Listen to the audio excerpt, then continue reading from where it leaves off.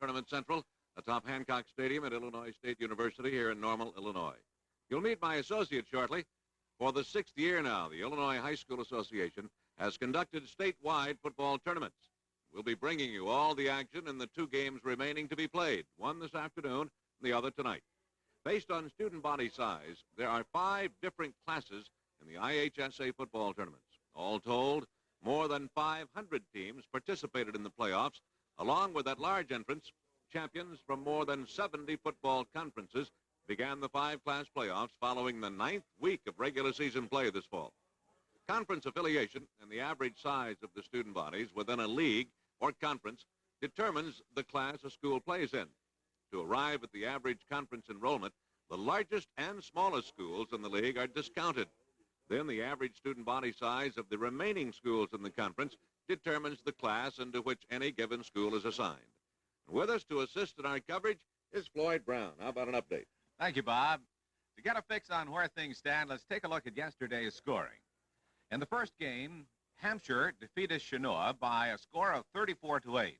This one decided the Class 1A tournament championship among schools with an average student enrollment of less than 296. Class 2A competition is made up of schools with average student bodies between 296 and 547. In our second Friday game, the crown went to Decatur St. Teresa over Amboy by a 36-12 score.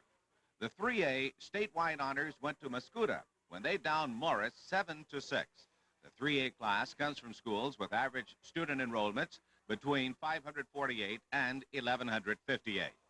Well, so much for the Friday play. The third member of our coverage team is Mike Pyle. Mike? Thank you, Floyd.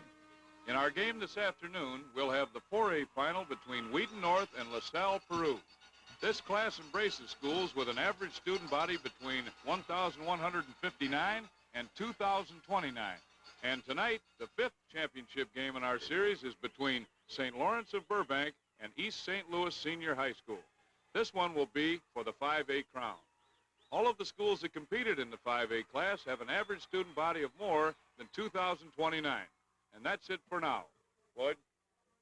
And now from Tournament Central, it's time to bring you an update on the teams competing for the Class 4A State Football Championship. The Wheaton North High School Falcons come from DuPage County, 115 miles to the northeast of Normal. And the LaSalle-Peru Cavaliers hail from LaSalle, 65 miles north of Normal.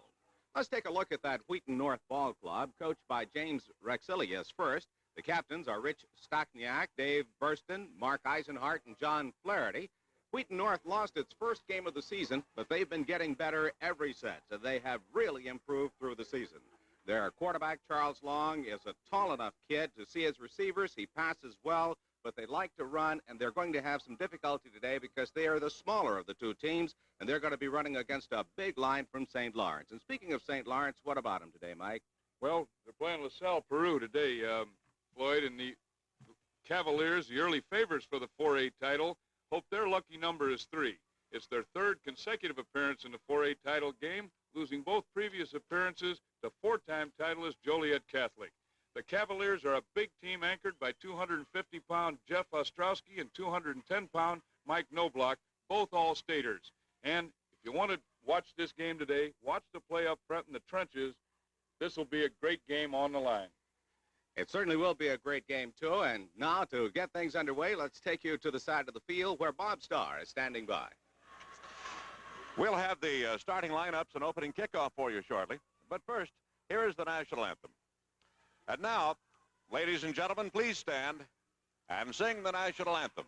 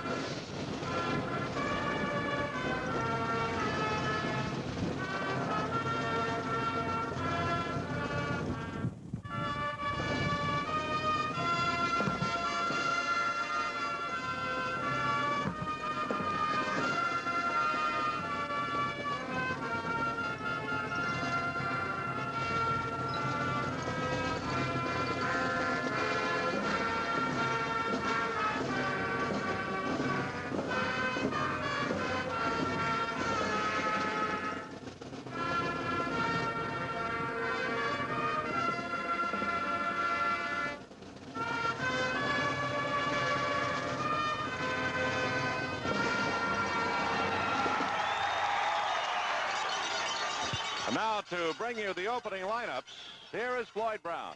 Well, thank you very much, Bob Starr. LaSalle-Peru won the coin toss a few minutes ago and has elected to receive, and they'll be defending the north goal. First, the starting lineup coming up on defense. In just a moment, we'll be introducing the Wheaton North Ball Club. As you can see down on the field, the Wheaton North Ball Club will be in the white jerseys, while the LaSalle-Peru Cavaliers will be in the red jerseys as they line up down on the field. This 4A championship perennially is a very good game, and today we're delighted because this is the best weather we've had since 1974 and the first game that we had down here. These are two powerful teams, and we anticipate seeing some very good football. It'll be hard to beat the 3A championship we had last night, but I'm certain that they will be able to. And now, for Wheaton North on defense. At left end, number 72, Dave Burston. At left tackle, number 40, Brad Campbell. At right tackle, number 68, Dave Herda. At right end, number 63, Bob Reese. At linebacker, number 70, Rich Stachniak. At linebacker, number 42, Sean Young. Linebacker, number 11, Andy Helmick. Defensive back, number 62, Tom Spikowski. Defensive back, number 28, John Andes. Number 24 at defensive back, Mike Landreth. And at safety, number 20, Mark Eisenhart. And now the coach of the Wheaton North Falcons, James Rexilius.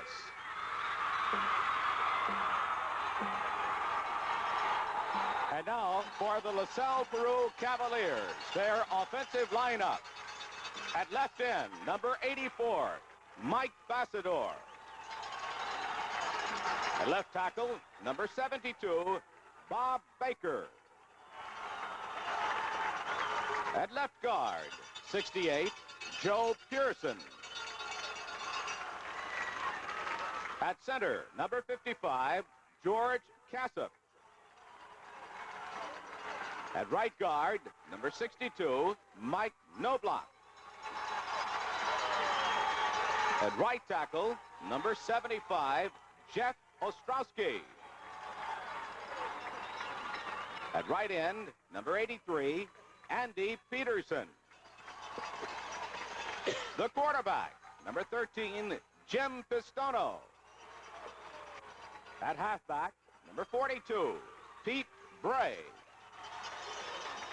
Flanker back, number 31, Scott Quitt. And at the fullback, number 43, Camilo Valley. And the coach for the LaSalle-Peru Cavaliers, Joe Marini. Well, there you have the starting lineup for these two very fine ball clubs as they prepare to go for the Class 4A championship. And to bring you all the exciting play-by-play for today's first game, remember we'll have a second tonight for the 5A championship, is Bob Starr. Thank you, Floyd Brown. We have a great day for football in Normal. It is cool, wind is blowing, and could become a factor. And I would think, Mike Pyle, in the punting game especially, the way the breeze is blowing to the north, to the open end of the stadium here, that it could indeed become a factor before the afternoon is over. The punters could have some trouble with it. Bob, there's another factor in the punting game. I was down on the field before the game, and the sun coming in, it's south of here, and it's just noontime or 1 o'clock now. That sun, it's almost impossible to see a punt as you look up into that sun. So the team to the north end, as we can see, of course, the team to the south end has both the wind and that sun advantage of catching punts. Of course, their receivers have to look at it, but it's not as bad as it would be in a punt situation. Both the sun and the wind could be factors. The kickoff man for Wheaton North is number 44, Marvin Carter. Back deep to return for LaSalle-Peru are Randy Freshy, number 32, and Rich Serafini. You see the Wheaton North Falcons lined up. If you're not with us in color, those colors are blue and white. So the boot is a good one for the 4A championship, and it goes all the way back to Randy Freshy. Takes it about the 3. Out to the 20 and spinning and gets out to around the 22-yard line before he is finally brought down. Coming down to make the stop for Wheaton North was Mark Eisenhart. He's a co-captain, 5'7", 147-pound senior, number 20, and he made the initial hit. And it's first down out at the 21-yard line for LaSalle-Peru. Bob, we saw a larger Morris team last night go to a straight T formation against Mascoutah, and I wouldn't be surprised to see LaSalle-Peru do the same thing today if they get their running game going. They line up in the power eye, strong to the right side. Pistono is the quarterback. They bang it out to about the 25, 26, 27-yard line. On the carry was Camilo Valley, the fullback. Strung some tacklers with him before he was finally brought down. Making the stop, Dave Burston, another one of the co-captains for Wheaton. And you're getting a look at the first play of the game, the big fullback, Camilo Valley, who did gain somewhere around 1,000 yards this year, 1,260 to be exact. Picked up about 5, second down and 5 from their own 27. To the tailback this time, and they break it up the middle across the 35 to about the 36-yard line. Good pop right up the pipe. On the carry was Pete Bray. Okay, let's watch Pete Bray straight ahead. Boy, look at the hole. Great blocking. Pete Bray gained almost 1,000 yards this year, and he only played 9 games, was hurt for 3 of them. Take a look at the linebacker setup for Wheaton North. They're running a 5-6-2 now. As they bring the corner linebackers up, pop to the fullback again, and Valley is across the 40 to around the 41-yard line. On the stop, number 70, Rich Stachniak. He's 160 pounds. They'll mark it at the 41. That's a gain of about 5 more. Second down and 5, and LaSalle-Peru is banging them out 5 yards at a crack. They had difficulty last year, as we all remember, with Joliet Catholic and losing. Third year that Joe Marini's been down there with this club and hoping for better luck this time. Again, Valley across the 45 to the 47 to the 48-yard line. Number 20 on the tackle, Mark Eisenhart. Getting off the bottom of the pile is number 28, and that is John Andes, 160-pound senior. They'll mark it at about the 48-yard line. Another first down for LaSalle-Peru. Bob, that's what's known as testing the defense. Every play they've run has been straight ahead, and they've gained yards on every play. They run the wide man out of your view up to the top of the screen, and that is number 41, who is Mike Stashik. They spin it out across the 50. Carrying was Pete Bray, number 42. They get it into Wheaton territory just across midfield near the 49-yard line. A gain of about 3, second down and 7, and this will be the longest yardage they've had to go for on second down. Yes, it has, and that 4-4 defense that Wheaton is playing leaves a lot of room in that middle. The linebackers line up behind the tackles. They've got to fill that hole, and they haven't been doing it so far. Doug Regner is the wide man, and they give it up the middle, and this time Bray is hit and stopped after a gain of about a yard. Good hard tackle made there by number 66, and that is Keith Cote. He's a defensive tackle, 201-pounder. He's 5'10". So they got about a yard. It'll be third down, still about 6 yards to go. The ball resting around the 48-yard line of Wheaton North. This is the 4A championship game. Just underway, 9 minutes to play first quarter. LaSalle-Peru in the red jerseys and the white pants with the green trim. Stono wanting to throw, rushed and hit and stopped back at around the 44-yard line on the sack. They got a good charge on him. Let's take a look at the rush. The defense on the first pass play of the game. Well, there's just a missed pickup on that. And